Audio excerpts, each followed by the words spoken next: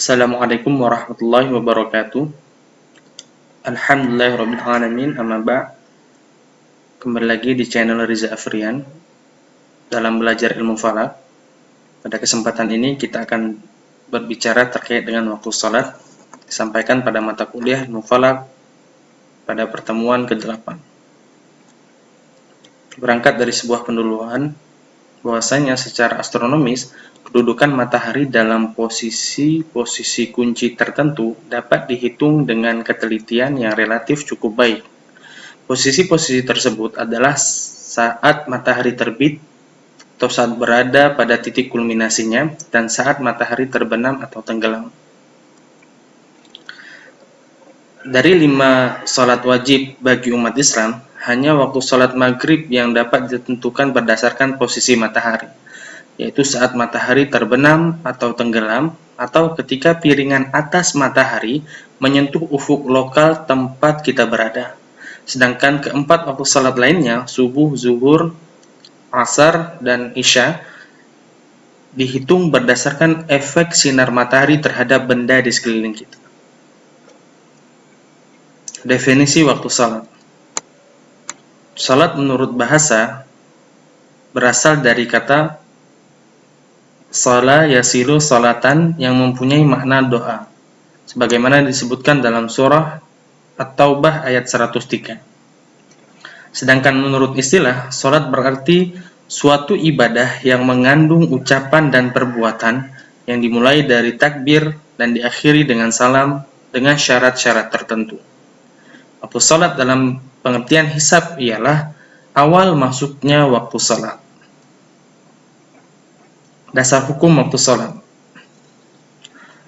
Ulama telah sepakat bahwasanya salat merupakan suatu kewajiban mutlak ataupun fardhu ain terhadap masing-masing individu umat Islam.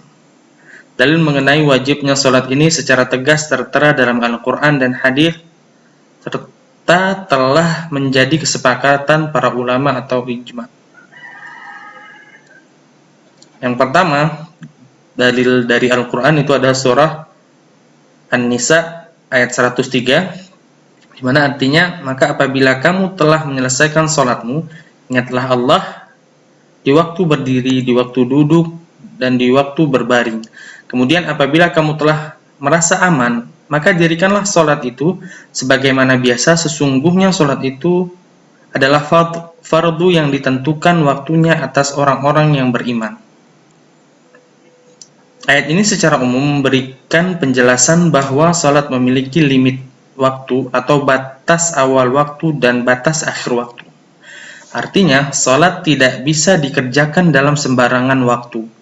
Menurut Ibnu Abbas, kata kitaban mauquta dalam ayat tadi bermakna sebagai suatu ketentuan fardu.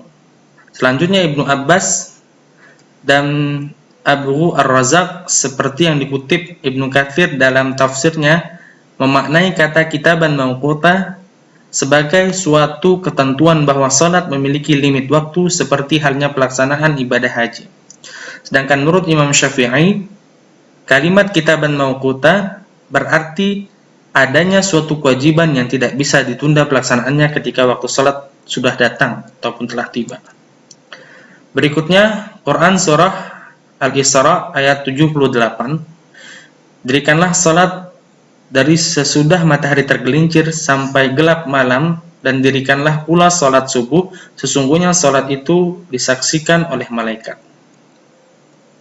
Nah, ayat tersebut menjelaskan bahwa umat Islam diperintahkan untuk melaksanakan salat 5 waktu wajib dalam sehari semalam.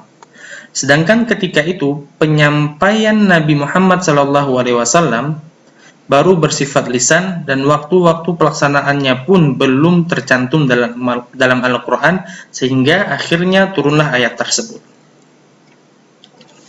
Kata liduluki syams, yang artinya matahari tergelincir, menunjukkan waktu zuhur dan asar, ila ghasaqil lail, sampai tenggelamnya malam, sebagai waktu maghrib dan isya, sementara waktu fajar ataupun waktu subuh dijelaskan pada kalimat wa Qur'an al-fajr.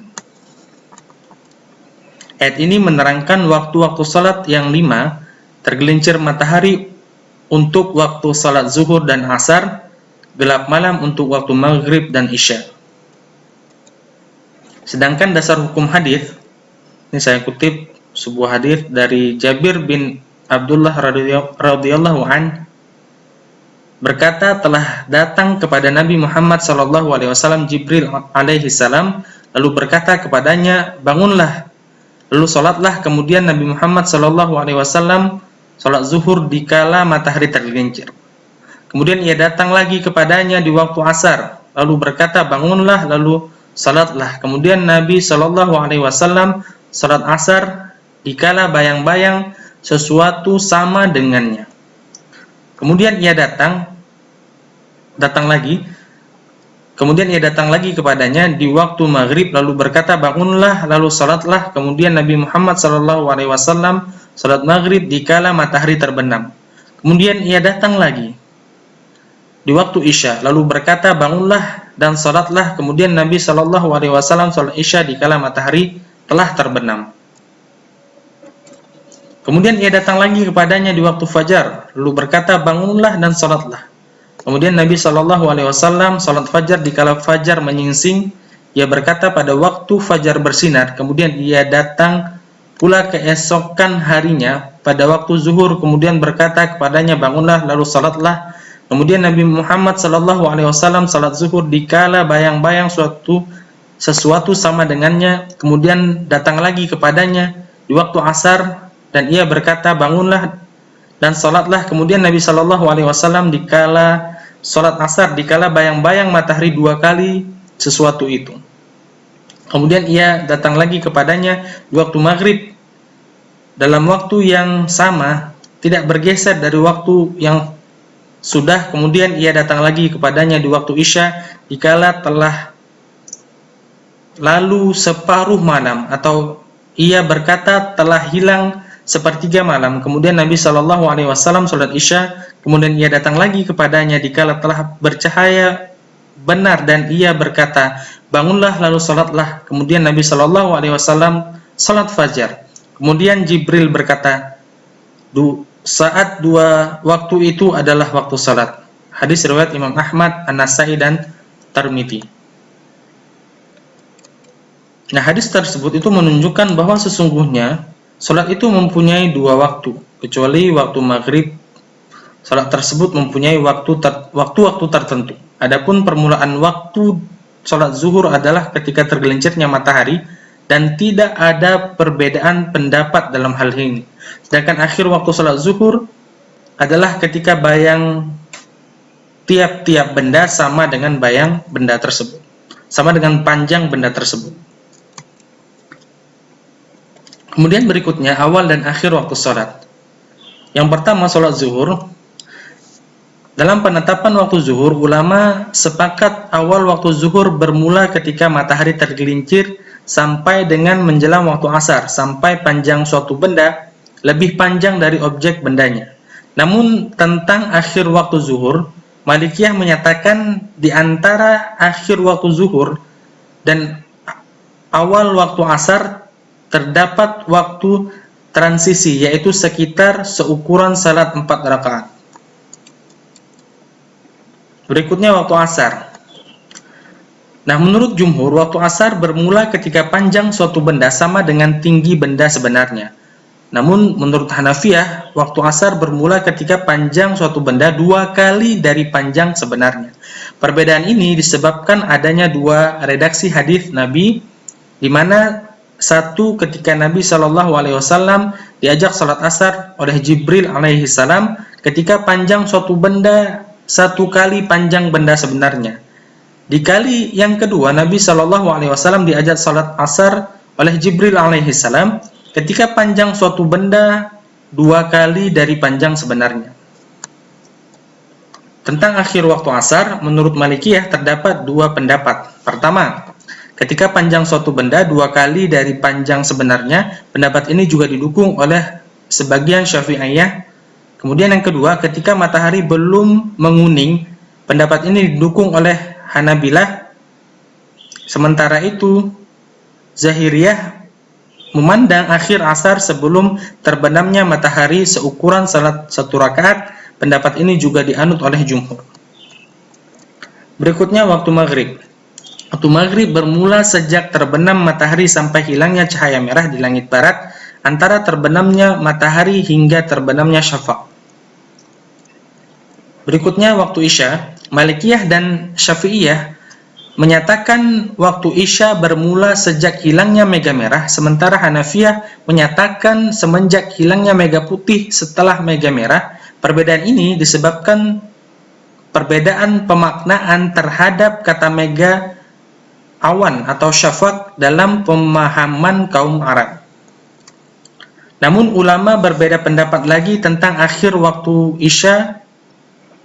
Dalam hal ini ada 3 pendapat. Pertama, berakhir di sepertiga malam, Syafi'iyah, Hanafiyah, dan sebagian Malikiyah. Yang kedua, berakhir di pertengahan malam, sebagian Malikiyah.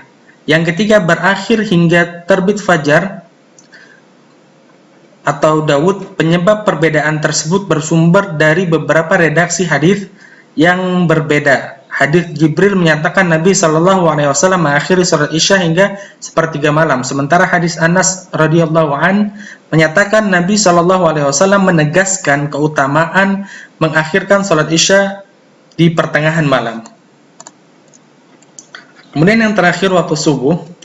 Ulama sepakat awal waktu subuh ketika terbit fajar dan berakhir ketika terbit matahari. Ahli astronomi secara kasar membagi fajar menjadi 3 bagian, masing-masing dengan sudut depresi matahari sebesar 6 derajat. Di antaranya, pertama fajar astronomi ataupun astronomical dawn, itu ketika pusat matahari berada pada posisi minus 18 derajat di bawah ufuk.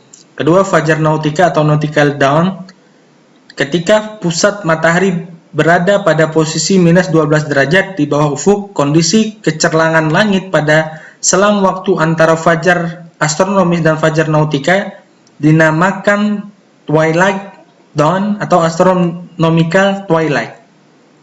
Kemudian yang ketiga, fajar sipil atau civil dawn, ketika pusat matahari berada pada posisi minus 6 derajat di bawah ufuk. Kondisi kecerlangan langit pada selang antara fajar nautika dan fajar sipil dinamakan dengan twilight nautical atau nautical twilight.